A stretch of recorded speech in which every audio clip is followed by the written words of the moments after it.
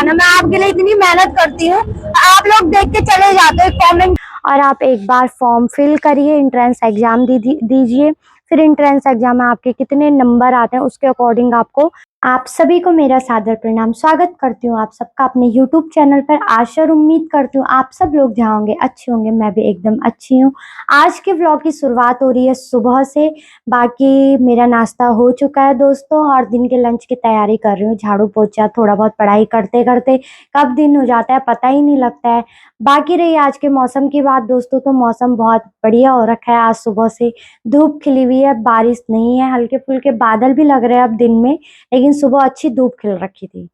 और दोस्तों आज के व्लॉग में मैं एक क्वेश्चन मुझे मेरे फेसबुक आईडी और फेसबुक पेज पे कंटिन्यू आ रहा था, तो वो मैं आपको वो क्वेश्चन यहाँ पे लगा देती हूँ, आप पढ़ सकते हो। मेरे बीएड से रिलेटेड कुछ क्वेश्चन थे कि आपने एंट्रेंस एग्जाम दिया था, क्या आप मेरिट लिस्ट में आए थे, या आप स्टेट कोटे से कर रहे हो, या फ्रेश सीट आपको मिली है, आपकी फीस कितनी है, और आप किस कॉलेज से बीएड कर रहे हो। तो जब मैं व्लॉग डाल रही थी तो उसमें मैंने बताया जैसे कि मैं बीएड कर रही हूँ, मेरा फर्स्ट ईयर के पेपर कंप्लीट हो गए और अब प्रैक्टिकल की तैयारी चल रही है। तो बहुत सारी लड़कियां मेरे से क्वेश्चन कर रहे थे कि दीदी बताओ आप कौन से कॉलेज से पढ़ रहे हो। तो ये इस वीडियो में पहले मैं अपना थोड़ा बहुत काम निपटा देती हूँ, फिर आपको उसका जवाब देती हूँ ब्लॉग के थ्रू। और बाकी दोस्तों थोड़ा आराम करके मैं उठ गई हूँ, और इस टाइम पे थोड़ा रोड खाली रहती है, सोच रही हूँ एक दो चक्कर स्कूटी में मार देती हूँ ताकि थोड़ा प्रैक्टिस बनी रहे। बाकी ये रही स्कूटी, और ये रही दोस्तों चाबी। और दोस्तों फिर मैं ऐसे किनारे लग जाती हूँ, अपने आप किनारे हो जाती हूँ, क्योंकि ये देखो वहाँ से जेसीबी भी आ रही है इतनी बड़ी, और पूरा पानी भरा हुआ है दोस्तों वहाँ पे। ऐसे सीखते हैं ड्राइविंग टेस्ट जो लेते हैं, तो वो ऐसे तो लेते हैं, हम लोग तो फिर भी इन गड्ढों और इन पानियों में सीख रहे हैं। ट्रैफिक तो चलो कोई बात नहीं, लेकिन अब भी ये गाय यहाँ पे पास हो रही थी और मैंने वहाँ पे से यहाँ पे ब्रेक लगाया। बाप रे, ये तभी तो मैं कह रही हूँ ड्राइविंग टेस्ट वाले क्या ड्राइविंग टेस्ट लेंगे, इनके बीच मेरा ड्राइविंग टेस्ट हो रहा है दोस्तों। आजकल ये डॉगी, गाय, भैंस, बकरियाँ सब आ जाती हैं बीच में। और दोस्तों बाकी थोड़ा स्कूटी वगैरह चला के मैं आ गई हूँ घर पर, और शाम को वैसे तो मेरी प्लानिंग है कहीं जाने की, अगर टाइम लगा तो आपको भी दिखाऊंगी व्लॉग में, आप बने रहना तब तक। आज पूरे व्लॉग की खास चीज़ वही है। बाकी दोस्तों जैसे कि सुबह में मैंने आपको एक क्वेश्चन बताया था कि सारे बच्चे मेरे जानने वाले मेरे से पूछ रहे थे कि आप कौन से कॉलेज से और कहाँ से और कैसे बीएड कर रहे हो, तो उसी का जवाब मैं अभी आपको छत में घूमते घूमते देती हूँ। आपका एडमिशन रुड़की में कैसे हुआ जब आपने बीएड बीएससी और एमएससी अगस्त मुनि से करी। तो दोस्तों मैंने एंट्रेंस एग्ज़ाम दिया था, उसके बाद जब मेरा एंट्रेंस एग्ज़ाम का रिज़ल्ट आया, मैं क्वालिफाइड थी, तब मैंने 10 से 12 कॉलेज अप्लाई किए थे। जब आपका काउंसलिंग पीरियड शुरू होता है उस टाइम पे, तो उस बेस पे मेरा एडमिशन रुड़की में हो रखा है।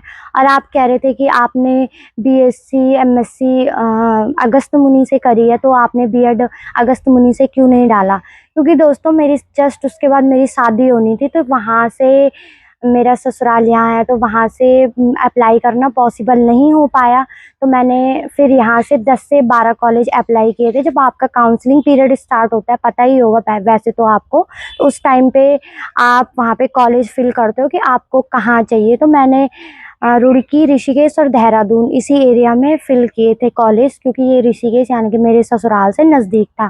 तो वैसे तो मेरा नाम सभी कॉलेजों में आ रखा था, 10 के 10 जहाँ जहाँ मैंने फिल किया था, लेकिन रुड़की में मेरा फर्स्ट लिस्ट में नेम आ गया था, तो उसमें मेरे को फीस भी अच्छी थी, तो उस वजह से मैंने रुड़की से एडमिशन लिया है। बाकी अगर आपको भी बीएड करना है तो आप अभी श्रीदेव सुमन की वेबसाइट पे जाके चेक भी कर सकते हो, प्लस आप अभी अभी एंट्रेंस एग्ज़ाम के फॉर्म खुले हुए थे, आप भर भी चुके हैं, शायद भर भी रहे होंगे, तो आप एक बार चेक कर लीजिए।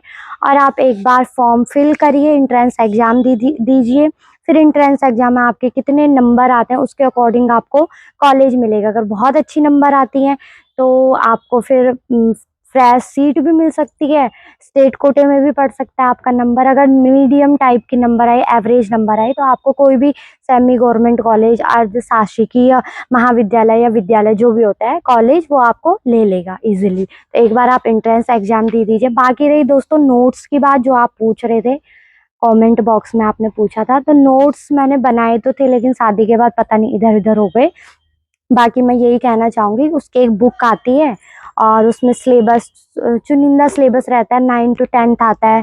बाकी बीएससी एमएससी आपने किस सब्जेक्ट से करी है उससे रिलेटेड आता है, जीके आता है, करंट अफेयर और हिंदी आती है, और इंग्लिश अगर ऑप्शनल होता है वो आपकी जो लैंग्वेज है उसके अकॉर्डिंग पेपर आता है, और रीजनिंग उसमें आती है, टीचिंग एप्टीट्यूड और रीजनिंग आती है, और नॉर्मल पेपर आता है दोस्तों, बहुत टफ भी नहीं आता है, अगर आप पढ़ोगे तो इजीली हो जाएगा। जैसे कि मैंने आपको बताया कि मैं कहीं जा रही हूँ, शाम का टाइम हो रखा है, तो आपको भी ले जाती हूँ उधर, आपको भी अच्छा लगेगा आशा करती हूँ। बाकी चलिए आप भी मेरे साथ जैसे जैसे मैं चलती हूँ। और बाकी दोस्तों हो गई हूँ मैं तैयार, और आज मैंने बहुत दिनों के बाद सूट पहनी है। वैसे तो मैंने बहुत सारी सूटें सिलाई थी शादी के टाइम पे, लेकिन मौका ही नहीं मिलता पहनने का। मैं मौका ढूंढ रही हूँ दोस्तों सूट पहनने के लिए। बाकी मेरी दीदी लोग और मेरे दोस्त लोग मेरे को वैसे ओरली, मतलब सामने पे उन्होंने जब भी मिले तो बताया कि तेरी सूटें बहुत अच्छी अच्छी कलर की और बहुत अच्छी ले रखी हैं। आप लोग कमेंट में कमेंट करिएगा कि अगर आपको सूटों का कलेक्शन देखना है, मतलब मेरे जो शादी के टाइम पे मैंने सिलाई थी, तो मैं उस पर एक वीडियो बनाऊंगी, जैसे कि सारे व्लॉगर बनाते ही हैं।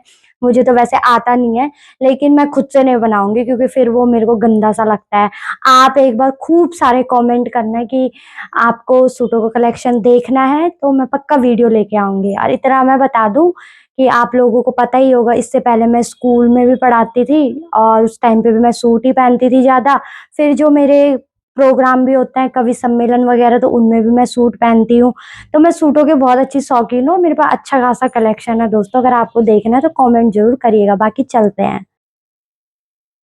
और दोस्तों फाइनली हम पहुंच गए हैं जहां मैं आपको दिखाना चाह रही थी। आप भी दर्शन करिए गणपति बप्पा का, और जोर से बोलो गणपति बप्पा मोरया।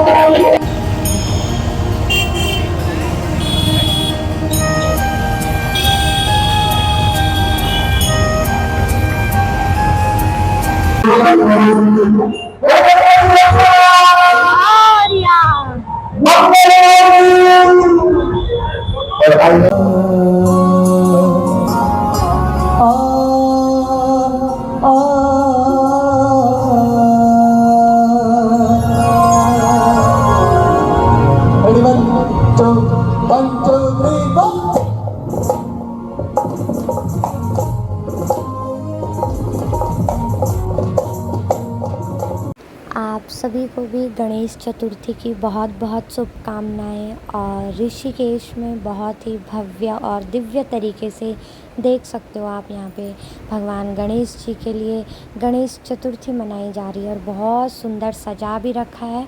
और यह कार्यक्रम दोस्तों लगभग 10 दिन तक कंटिन्यू चलेगा, और 10 दिन तक भगवान गणेश जी की यहाँ पे पूजा होगी, और 10 दिन बाद उनको यहाँ से विदा कर दिया जाता है, जैसे कि करते ही है गणेश चतुर्थी के बाद। बाकी आप लोग बताइए आपको कैसा लगा, और दर्शन कीजिए भगवान जी के।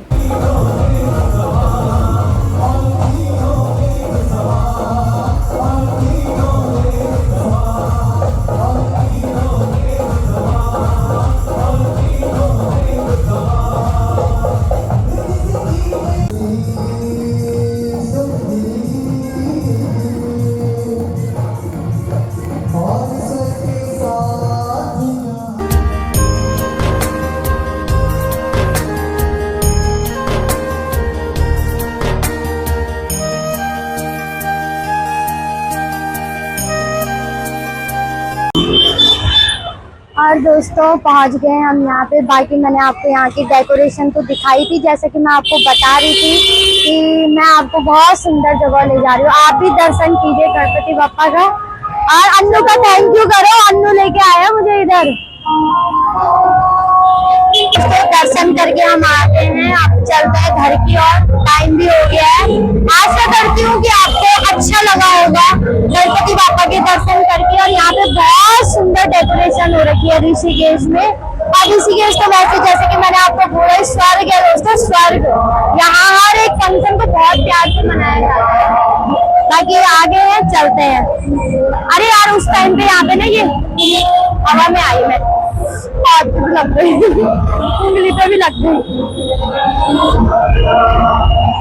चलो दोस्तों, बाकी आपको कैसे लगे गणपति भगवान के दर्शन करके कमेंट बॉक्स में जरूर बताना। मैं आपके लिए इतनी मेहनत करती हूँ, आप लोग देख के चले जाते हो, कमेंट भी नहीं करते हो। और दोस्तों आ गए हम, अभी हम घर पे। बाकी आपको अच्छा लगा होगा, लोकेशन अच्छी लगी होगी। मैं भी चाह रही थी कि मैं वहां जाऊं और दर्शन करूं, क्योंकि मैंने ऑनलाइन देखा था, बहुत सारे लोगों ने रील डाली हुई थी। फिर मेरे देवर जी आज कहीं जा रखे थे, तो वो जब घर आए तो उन्होंने बोला कि भाभी वहाँ पे ऐसा ऐसा है।